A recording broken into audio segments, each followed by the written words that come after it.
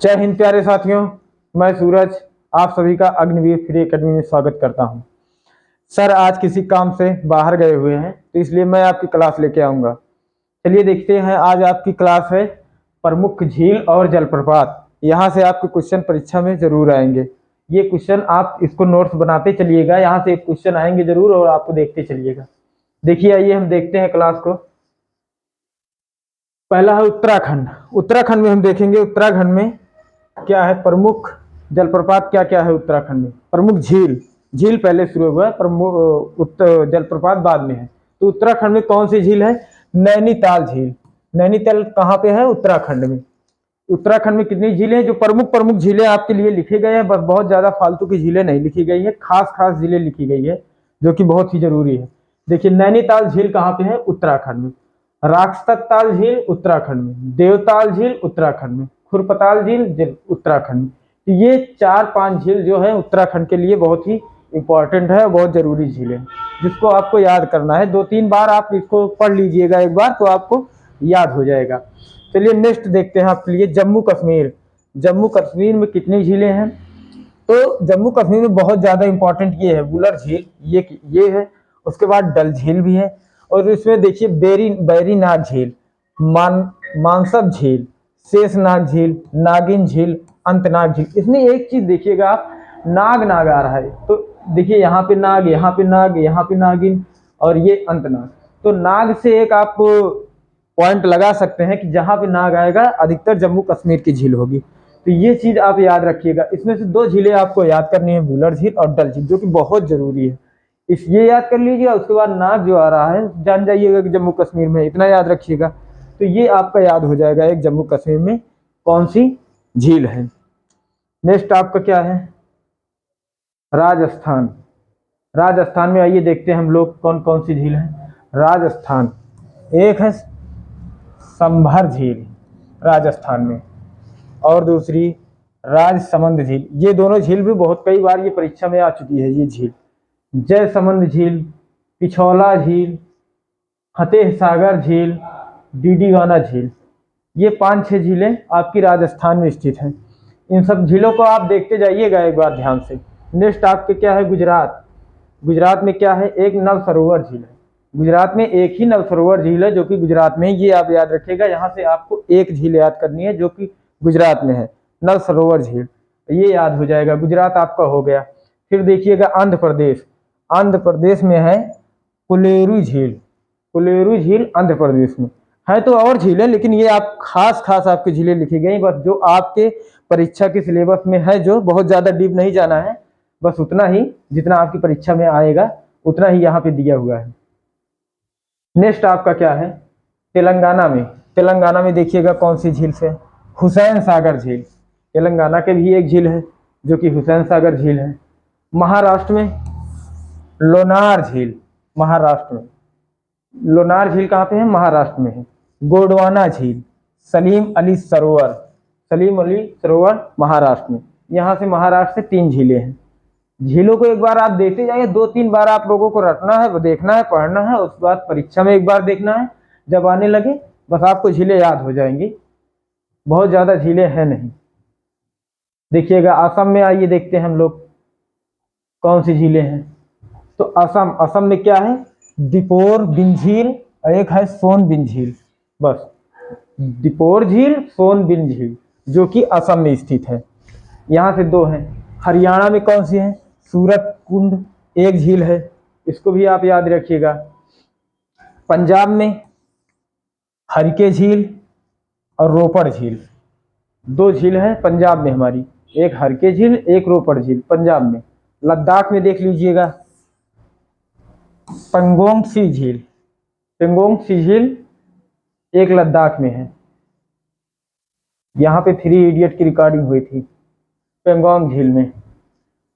दूसरा है देखिए मणिपुर में। मणिपुर में कौन सी है? लोकटक झील। ये बहुत ज्यादा इंपॉर्टेंट है, बहुत ज्यादा इंपॉर्टेंट। ये याद रखिएगा, सभी इंपॉर्टेंट है, बस इसमें से जितना इंपॉर्टेंट है उतना ही दिया गया है, बहुत फालतू का दिया नहीं गया, इसलिए काट हटा दिए गए वो सब। सिर्फ खास खास झीलें आपकी है मणिपुर में। सिक्किम में देखिए चुलामू झील, सिक्किम में एक है चुलामू झील। और केरल में वेम्बनाथ झील, लैगून झील, ये भी बहुत जरूरी है। लैगून झील और एक है वेम्बनाड झील जो कि केरल में है। ये आपके झील से सारे क्वेश्चन हो गए हैं। झील में जितने भी क्वेश्चन बन रहे थे आपके झील से सारे क्वेश्चन दिए हुए हैं।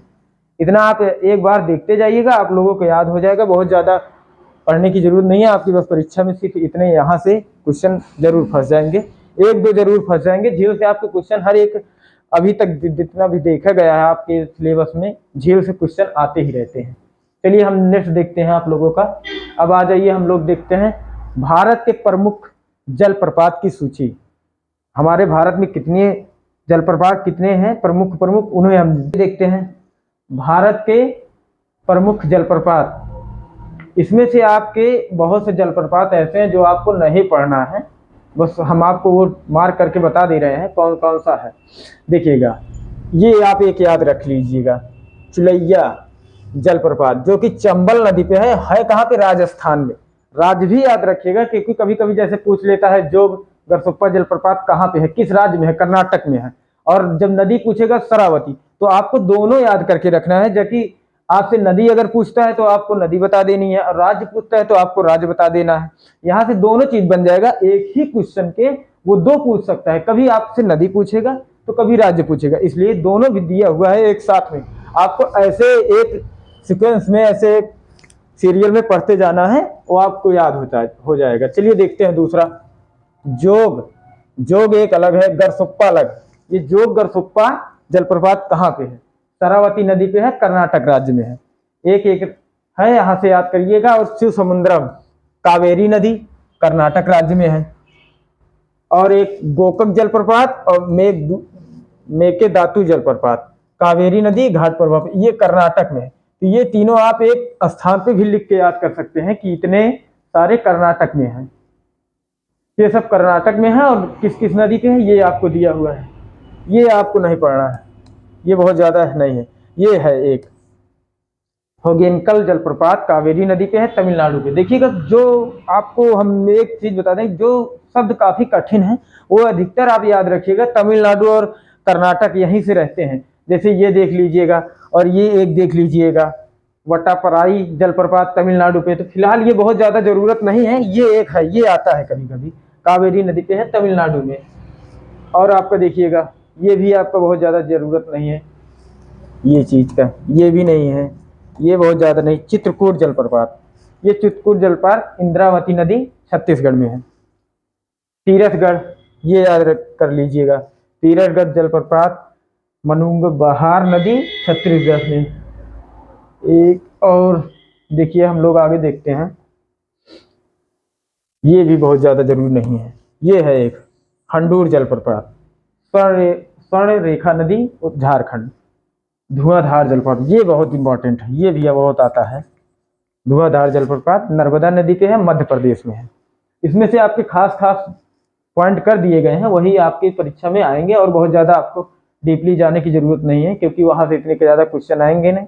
जो आना नहीं वो हमको पढ़ना भी नहीं है। ये अग्निवीर के लिए और जिसके लिए भी है उसको आप लोगों को बताया जाएगा। कपिलधारा जलप्रपात नर्मदा नदी पे है, नर्मदा नदी, और वो भी मध्य प्रदेश में। आप इसको एक राज्य बना के भी लिख सकते हैं कि एक राज्य में ये जलधारा है और इस नदी पे है, तो आपको बहुत आसानी होगा। इन्ना जलप्रपात कृष्णा नदी महाराष्ट्र में, ये नहीं पढ़ना आपको। दूध सागर, हाँ ये इंपॉर्टेंट है, दूध सागर जलप्रपात मांडवी नदी पे। ये एक बार आया भी था, क्योंकि ये गोवा में अकेला एक जलप्रपात है जो मांडवी नदी पे है। ये एक बार परीक्षा में आया था, दूध सागर जलप्रपात किस नदी पे है और किस राज्य में है, जो कि गोवा पे है, मांडवी नदी पे है। ये गोवा में एक अकेला जलप्रपात है, इसको आप याद रखिएगा। अगला है हमारा, ये बहुत ज्यादा जरूरी नहीं है, ये है एक एलिफेंट फॉल्स शिलांग के पास मेघालय में। ये भी बहुत ज्यादा जरूरत नहीं है। तो आपने देखा कि आपको जलप्रपात से और झील से आपके क्वेश्चन आपको बता दिए गए हैं, जो कि बहुत जरूरी है। आपसे हमने एक बार फिर से कह दे रहा हूं कि आप नोट्स बनाते चलिएगा। आपकी परीक्षा जब नजदीक आएगा आपको उसको एक दो बार रिवीजन करना है, बस उसके बाद आपका फंस जाएगा। उसके पहले आप एक दो तीन बार आप पढ़िएगा, धीरे धीरे सारे याद हो जाएंगे। और क्लास सारे रहते रहिएगा, क्योंकि आपकी परीक्षा से एकदम जो भी आना है सटीक पूरी चीज छांट छांट के लिखी जा रही है आपके लिए। पूरा नोट्स बन रहे हैं, वहीं से सारे क्वेश्चन दिए रहा है, कोई भी क्वेश्चन फालतू नहीं आ रहा है। सारे सर लगे हुए हैं और सभी आपके लिए बेहतरीन क्वेश्चन का एक अच्छा सिलेबस तैयार किया जा रहा है, जो कि आपकी परीक्षा के लिए कुछ भी फालतू नहीं, बहुत ही जरूरी है। जो अभी से लगा रहेगा वही एक परीक्षा को निकाल पाएगा, जो परीक्षा आने के समय जुटेगा वो कुछ नहीं कर पाएगा। इसलिए आप लोग सब कुछ करते रहिए, लेकिन उसके साथ धीरे धीरे पढ़ाई करते रहिएगा, तभी आप सफल हो पाइएगा। हम लोग आपके लिए पूरी दिलो जान से पूरा मेहनत कर रहे हैं और जुटे रहेंगे। जहां तक हो सकता है हम लोग आपके साथ हमेशा खड़े रहेंगे। आने वाले समय में हम आपको और बेहतरीन क्लास देने की पूरी कोशिश करेंगे। चलिए ठीक है, अब देखिएगा कल आपकी सर क्लास लेंगे। चलिए तब तक के लिए जय हिंद।